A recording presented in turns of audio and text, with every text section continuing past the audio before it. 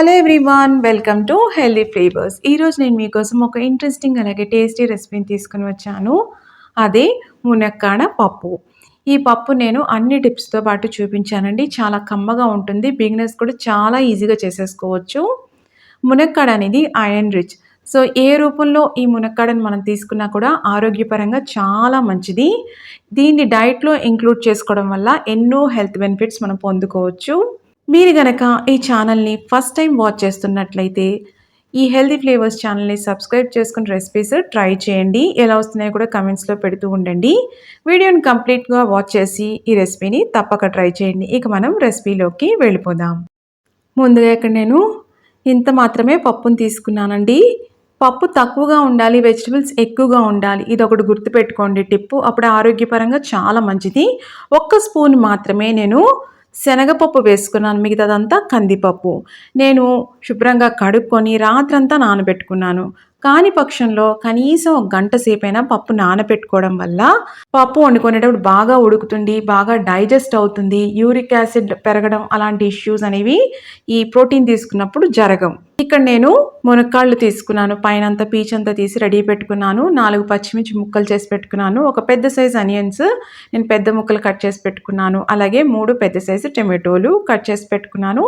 చాలా కొద్దిగా మాత్రమే చింతపండు.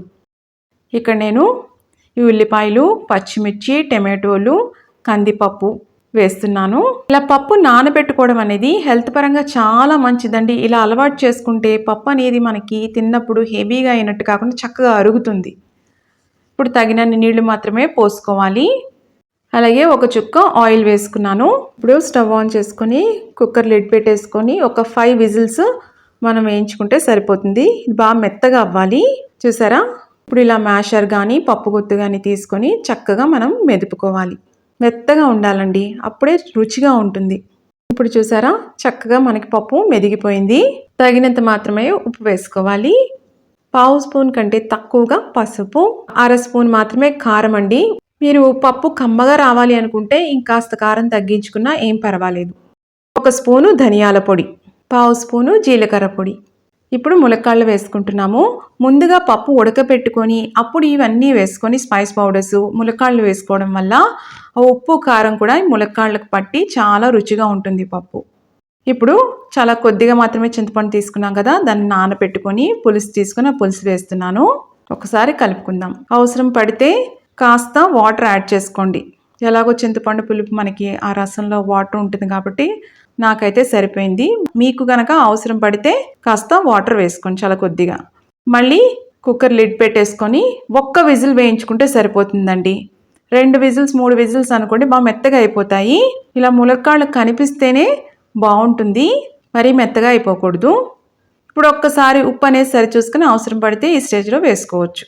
ఇప్పుడు నేను 1/2 స్పూను ఎండబెట్టిన మెంతి ఆకు పొడి వేసుకున్నాను. ఒకవేళ ఇది లేదనుకోండి, మీరు మామూలు పచ్చి మెంతి ఆకు ఉంటుంది కదా, అదే చాలా కొద్దిగా మాత్రమే తీసుకొని సన్నగా తరిగి వేసేసుకోండి.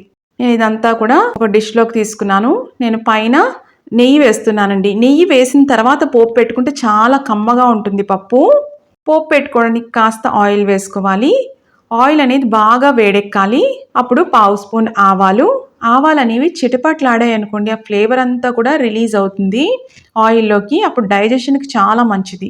అలాగే 1/2 స్పూను జీలకర్ర, వెల్లుల్లి అనేది 8 రేకులు నేను దంచి వేసుకున్నాను. అలాగే 2 ఎండుమిర్చి ముక్కలు చేసి వేసుకున్నాను. ఇదంతా కూడా బాగా వేగాలండి, అప్పుడే మంచి రుచి వస్తుంది పోపుకి. ఈ వెల్లుల్లికి కొలెస్ట్రాల్ తగ్గించే గుణం ఉంటుంది. ఇప్పుడు కాస్త ఇంగువ కూడా వేసుకున్నాను. ఇంగువ అనేది ప్రోటీన్ బ్రేక్డౌన్కి చాలా ఉపయోగపడుతుందండి. అలాగే పప్పులో వేసుకున్న ఏ పోపులో వేసుకున్నా కానీ చాలా కమ్మగా ఉంటుంది. అలాగే నేను కరివేపాకు కూడా వేసుకున్నాను ఆఖరణ. వేసుకొని ఈ పోపు వేసిన వెంటనే కలిపేసుకోవద్దు, వెంటనే మూత పెట్టుకుంటే ఆ సువాసన అంతా కూడా పప్పుకు పడుతుంది. 2 మినిట్స్ తర్వాత అప్పుడు కలుపుకోవచ్చు. ఇదే పద్ధతి అండి. మనం పచ్చడి పోపు వేసినా లేకపోతే ఏదైనా సరే పోపు వేసామంటే మూత వేసి ఒక 2 మినిట్స్ తర్వాత కలుపుకోవాలి. ఇది కూడా ఒక టిప్ అండి. తప్పకుండా ఈ రెసిపీని ట్రై చేయండి. ఎలా వచ్చిందో కూడా కమెంట్స్లో పెట్టండి. మీకు కనుక ఈ రెసిపీ నచ్చినట్టయితే లైక్ చేయండి, షేర్ చేయండి. అలాగే హెల్దీ ఫ్లేవర్స్ ఛానల్ని సబ్స్క్రైబ్ చేసుకొని రెసిపీస్ ట్రై చేసి ఎలా వస్తున్నాయో కూడా కమెంట్స్లో పెడుతూ ఉండండి. ఇది వేడివేడి అన్నం, అలాగే ఒక నిమ్మకాయ పచ్చడి కాంబినేషన్‌తో కానీ, మామిడికాయ పచ్చడి కాంబినేషన్‌తో కానీ చాలా బావుంటుంది. రుచిపరంగానే కాదు, ఆ కాంబినేషన్ కూడా చాలా మంచిది. ఒక అప్పడం కానీ ఏవన్నా మనం పెట్టుకొని తింటే అద్భుతంగా ఉంటుందండి. వేడి వేడి అన్నం, మునక్కాడ పప్పు, అలాగే అప్పడం పెట్టుకొని, కాస్త నెయ్యి వేసుకొని దీంట్లో తింటే అద్భుతంగా ఉంటుందండి. తప్పకుండా ట్రై చేయండి. మళ్ళీ మరొక ఇంట్రెస్టింగ్ రెసిపీతో మిమ్మల్ని కలుస్తాను. అంతవరకు stay healthy, happy. Thank you.